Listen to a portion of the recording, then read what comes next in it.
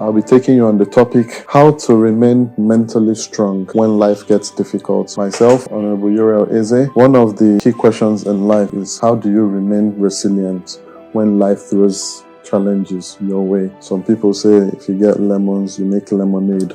But I think it goes beyond making lemonade. We live in a world where definitely everyone would go through ups and downs, challenges of different sorts, whether in your personal life, in your corporate life, your work life, your relationships, even marriages, whatever the case may be, there are always challenges. But now it's very important for people to know how to cope, survive, and then get through those challenges. So the first point we'll be talking about is, when you're going through challenges, you need to accept the challenges but do not surrender to them. Now, what do I mean by that? If, for instance, maybe you start a business and the business fails after a few weeks, couple of months, whatever the case may be, you need to accept that, okay, this has happened. Because one thing people shy away from is accepting reality. Once you accept reality, you know that, okay, I'm at ground zero where we are now. How do we move forward from here? So that's why I say you need to accept it,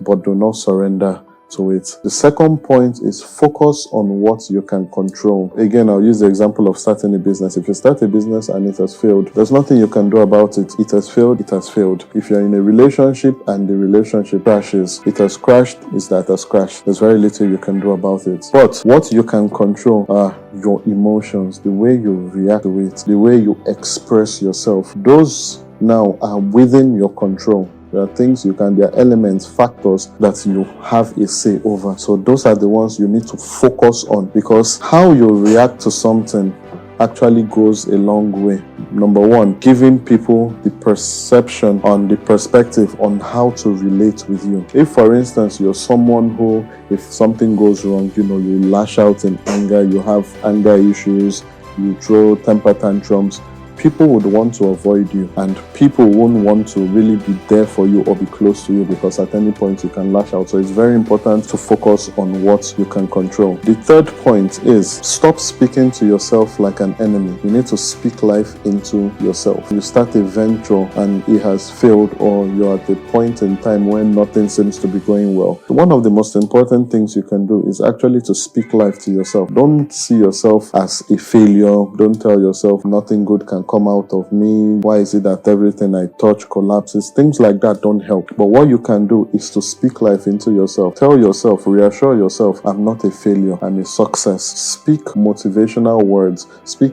encouragement into yourself. It actually goes a long way. Now, the fourth step is to break the problem into smaller steps. At this point in time, why did this fail? What could I have done better that I didn't do? What were the mistakes I made? If you're able to break the problem down into smaller steps, you then begin to step by step identify what went wrong and then proffer solutions. So it's very important you break the steps, you break the problem into smaller steps. The fifth one, protect what enters your mind. Unfortunately, there are a lot of naysayers, people who, for lack of a better explanation, they are not doing so well, so they don't want you to do so well, and they can't understand why you're going for this thing. At that point in your life, you need to be very careful and protect what exactly it is that enters your mind, because you are what you see, you are what you hear, you are what you think, you are what you speak. These four elements are very important, so you need to be very careful. Surround yourself with people who believe in you, people who trust in your vision, people who support you, people who love you, people who motivate you. This is actually very important. You find out that if you're around people who always distract you, or they don't motivate you, they always try to bring you down or tear you down, you find out that over time, you yourself will start to tear yourself down. You'll start to lose belief in what you can do, your ability, your vision, your dream, because now that is what you've heard and that is what is playing in your mind. You need to be very careful about what you hear. It's very important. Now, the next point is, do not isolate yourself completely. It's okay to reflect, take a step back and then look in, search deep. What did I do wrong? How could I have gotten this wrong? Was it my actions, inactions? Were they my words, or the words I didn't speak what is it that I could have done better? You know, there's a saying, an idle mind is the devil's workshop. When you know that, find people who you can bounce ideas off of. My friend, please, let me reason this thing with you. Let me discuss this thing with you. Find a mentor, find a guardian. Especially nowadays, people take mentorships for granted. They don't understand the value and the power of mentorships. But if you have the right mentor, they will help you avoid mistakes that you would ordinarily not avoid. And the thing about mentors is you don't need to speak to them every day. You may not see them every day, but once in a while, it's good to have that one person or group of people that you can bounce things off of. Sir, ma, see what I'm going through.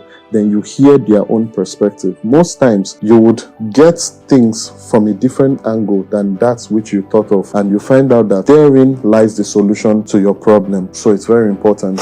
Then the next point is, remember what you have already survived. Always remember, no matter what you're going through in life now, there was a time where you went through something else that you thought you wouldn't survive, and you came out the other side. Those of us who went to boarding school, for instance, there were nights, days, times where we thought, you know what, so we're not going to survive this. This is the end. In fact, if I tell you what I went through in school. But here we are today. The challenges we faced, the hardships we've gone through are what has actually helped shape us into the people we are today. So never forget what you've been through. And then more importantly, you always remember that God has helped you survive other difficult situations. So if he helped you then, he can always still help you now. But you always just need to remember, that's where faith comes in. Remembering what has happened before, how you got through it, and then you know that no matter what the situation is now, you would always still get through that as well. Another point,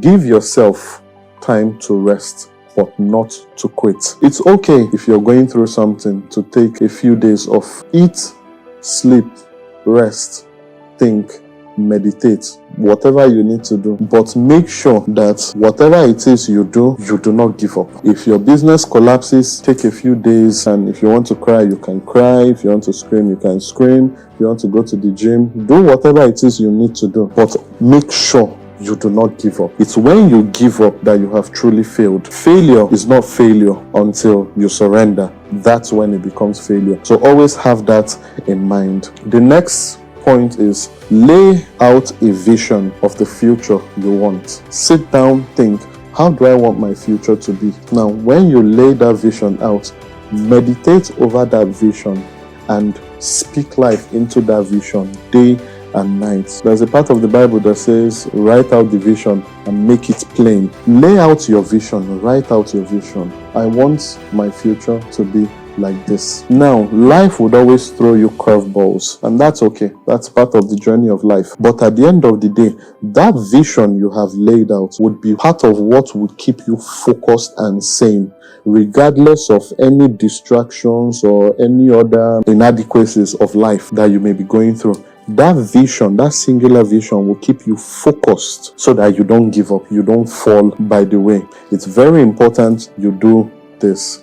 And then, when you have laid out that vision, the most critical thing is to back that vision up with action. A lot of people just have the vision. Vision without action is daydreaming. You're just in a fantasy world. It's easy to sit down and then your mind wanders off. You get carried away. Oh, if you're a female, for instance, I want this bag or this shoe or this. If you're a man, I want this car. All those, but you're sitting at home, you're sleeping, you're not putting in the work. You're setting yourself up for more failure. And then at some point, it becomes a self-repeating cycle where you fail, you try to pick yourself up, you daydream, but there's no action, then you fail again, and then it keeps repeating. So always make sure that you back up those dreams, the vision with action. If your vision is, okay, I want to buy a car or a house, you then ask yourself, what do I need to do to achieve this vision? If I want to buy a house or build a house of 100 million, how do I get this 100 million? You start from there and then work your way. That's the action you need to take. So